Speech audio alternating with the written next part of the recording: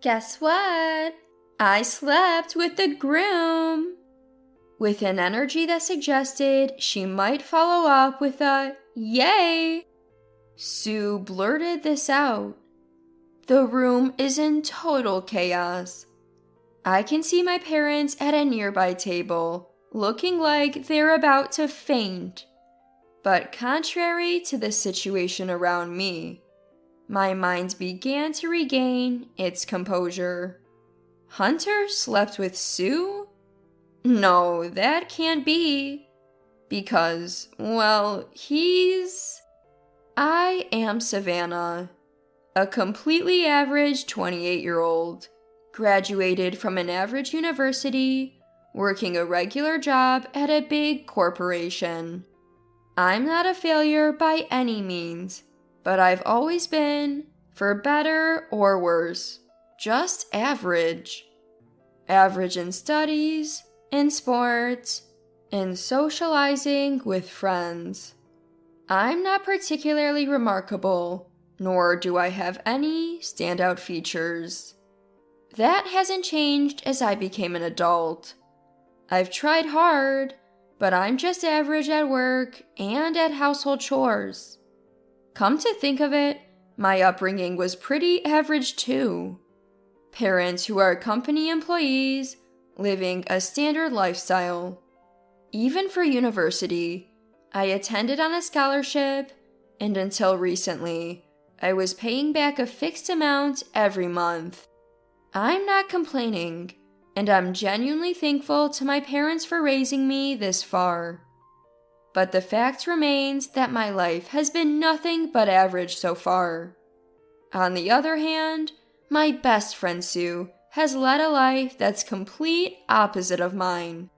Sue and I started at a company at the same time. We were placed in the same department, and since we were the only two women there, we became friends. Our friendship blossomed into something special, mostly thanks to Sue's incredible personality. She's outgoing and bubbly, unlike me, who's more reserved.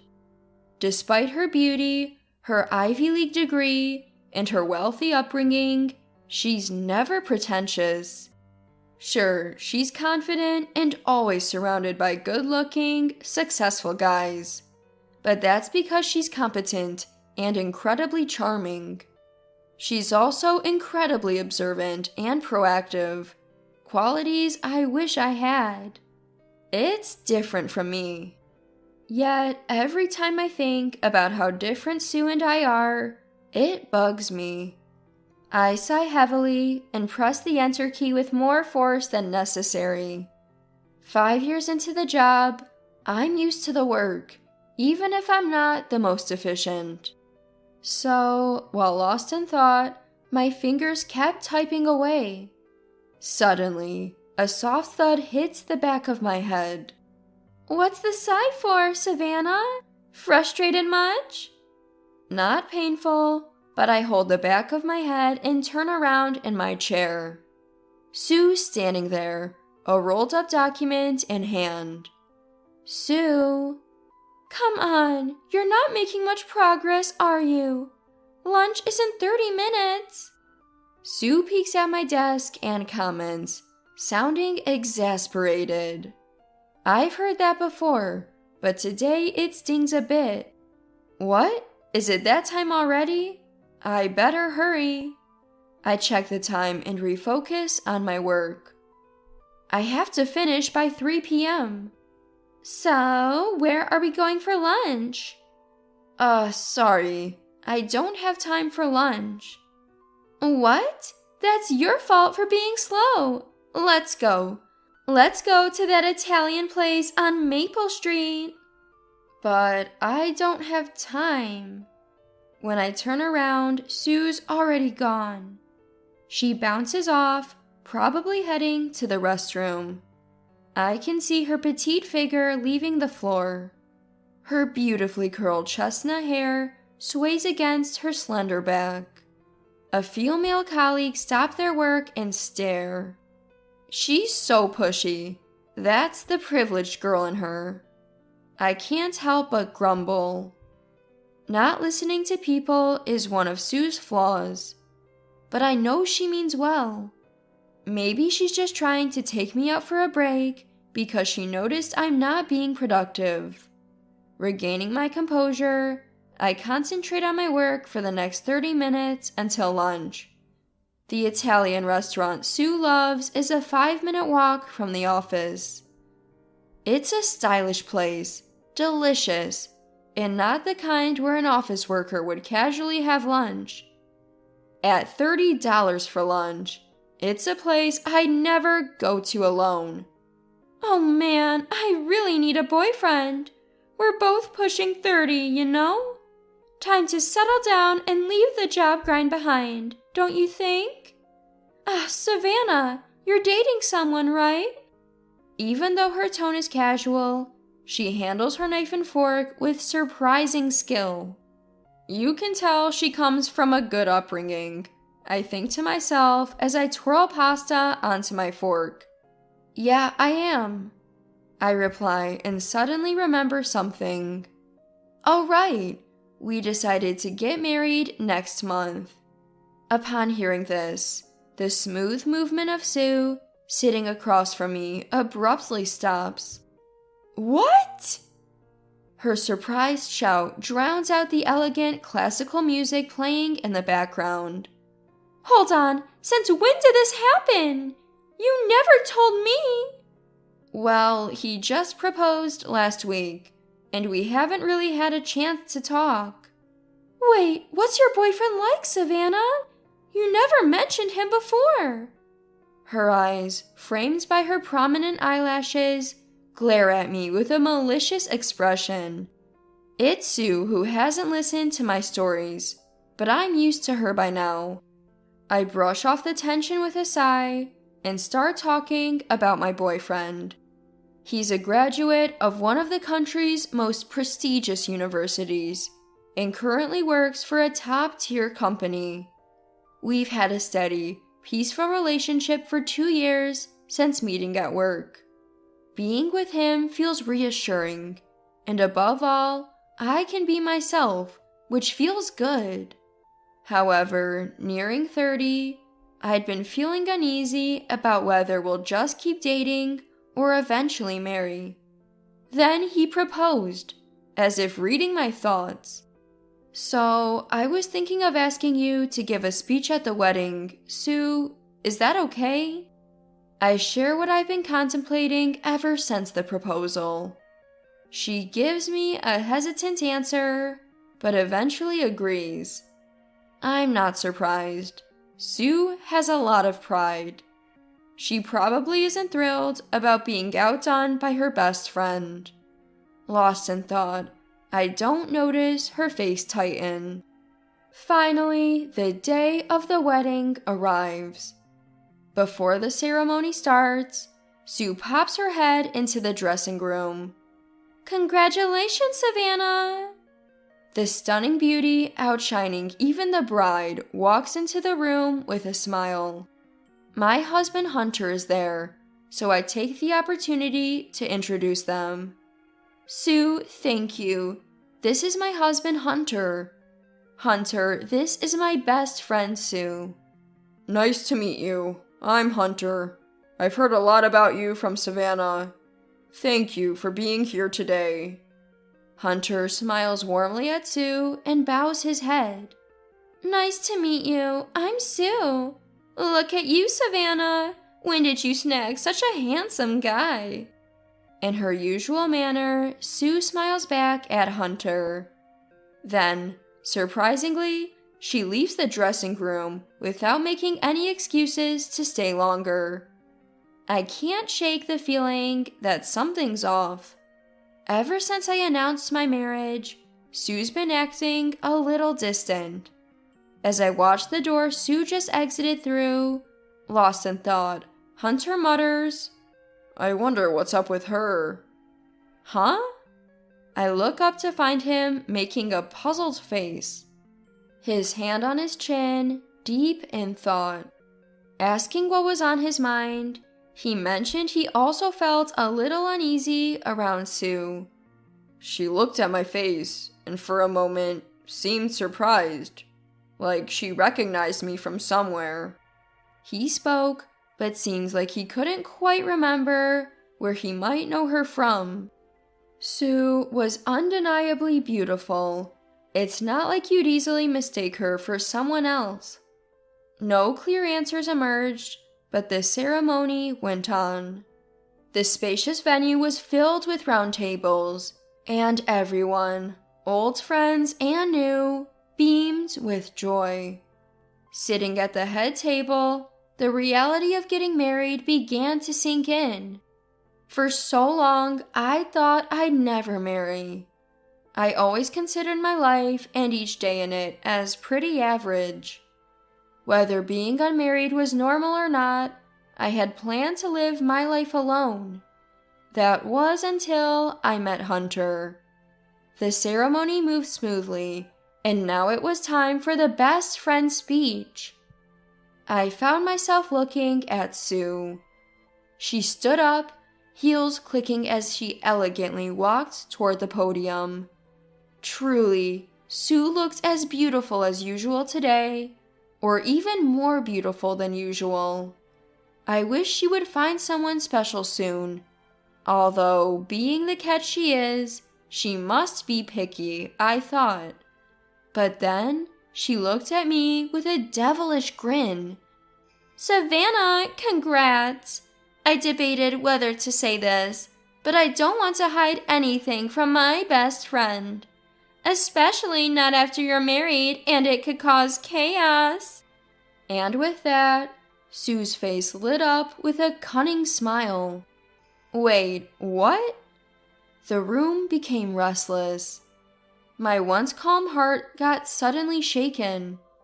What is she trying to say? Looking for some kind of clue, I turned to my side. Hunter seemed just as puzzled. In retrospect, maybe I should have stopped her there. "Hunter and I slept together." With a tone that sounded like she might follow it with a "yay," Sue dropped the bomb. Chaos erupted. Hunter slept with Sue? That couldn't happen. Sue, what are you saying? "Sorry, but you know I can't keep a secret. We slept together. That's it." "No, that's not possible." "Huh?" Sue's beautiful face distorted into a snide smile. But it was far from beautiful. "Because my husband is..." "I'm gay." Our voices overlapped. "What?" Sue's dumbfounded voice was perfectly captured by the mic. The room went into an uproar, making it impossible to know who said what. Sue stood frozen, her face a picture of disbelief. Forget about speeches now. Just then, the door bursts open. In comes a man. "Sorry I'm late, bro." The guy who appears at the door looks just like the groom, a spitting image. Sue glances between the man and Hunter, who's standing next to me. She's speechless. "Whew, made it just in time. But what's with the tension here?" As he comes closer, he tilts his head, puzzled by the atmosphere in the room. Noticing Sue on his way, he perks up. "Hey, long time no see. What brings you here?" He waves casually at Sue. "Hold on, 2 hunters? What's going on?" Finally understanding the situation, I stood up and walked over to Sue. You see, Hank and my husband Hunter are identical twins. Hunter, the older twin, has eyes that emanate kindness, while Hank, the younger one, has a mischievous glint in his eyes. Unless you're really close to them, it's hard to tell them apart. Hank also has a complicated love life. He's a womanizer who uses his brother's reputation to juggle multiple relationships, causing headaches for Hunter. Despite all this, their brotherly bond is strong. thanks in part to Hank's likable personality and Hunter's forgiving nature. Sue. I gently touch Sue's back as she sits on the floor, her shoulders slumped. Sue had just made an outrageous confession at my wedding. Although it turned out to be a misunderstanding that led to her own downfall, she had tried to trample on my happiness. But I didn't know how to feel about her. After all, I'd never seen her so broken before. In the end, I realized I'd always admired Sue for her self-confidence. I just realized that. I apologize for the confusion earlier. That was a prank from her. It was my idea, but I'm not good at this sort of thing, and I'm sorry for creating such an awkward atmosphere. Hunter quickly steps in, attempting to smooth over the awkward atmosphere. The room, once filled with murmurs, starts to settle down. You can hear someone saying, "Oh, is this some kind of prank?" Hunter's concern was genuine, even if his timing was off. He was empathetic towards Sue, who was embarrassed in front of everyone, even if it was her own doing. "Look, it's true that I'm gay, but it's also true that I love Savannah." Hunter then spoke with confidence and clarity. Yes, Hunter is gay. I found out after we'd known each other for a while and started getting closer. I was surprised and shocked, but he told me he still wanted to be with me. Up until then, Hunter had only ever been attracted to men. But somehow he fell for me, transcending gender. It might not be romantic love, but it's a profound connection. A kind of soulmate relationship that I deeply respect. As Hunter finishes his speech, the room erupts in warm applause. I glance at my parents. My dad is clapping hard with tears in his eyes, and my mom is dabbing her eyes with a handkerchief. Dad, Mom, I will be happy with this person. The atmosphere was just right as we transitioned to the entertainment portion of the event. Just as I was about to ask Sue to return to her seat, she shakes off my hand and blurts out, "This is ridiculous. I'm leaving." Sue? Sue gets up shakily and starts walking toward the exit. I couldn't chase after her. On her way out, she passes Hank, who is sitting during Hunter's speech. Hank tries to stop her. "Hey, you're leaving already? Let's hang out sometime. I'm not looking for a girlfriend right now, but we can be friends." That was the last straw for Sue. She bursts into tears and rushes out of the room. "Sue!" She never looks back. The ceremony concludes smoothly, and Hunter and I go on our honeymoon. When I return to work after a long break, I find out Sue has transferred apartments right after the ceremony. I felt relieved, to be honest. It would have been awkward to face her again. As for Sue, it seems like the betrayal from Hank was the final blow. She went from a life of manipulating men to being disillusioned with them entirely. Time has passed, and she's now over 30 and still single. After my wedding, the buzz about her speech spread through our workplace, cooling the attitudes of those who used to fawn over her. Younger colleagues don't warm up to her either, largely because she's all pride and no substance. Basically, she's isolated herself and become the bossy older woman at work. As for me, I've lost touch with Sue since my wedding, but I'm happily married to Hunter and still working. Sure, we have separate bedrooms, but our hearts are definitely in sync.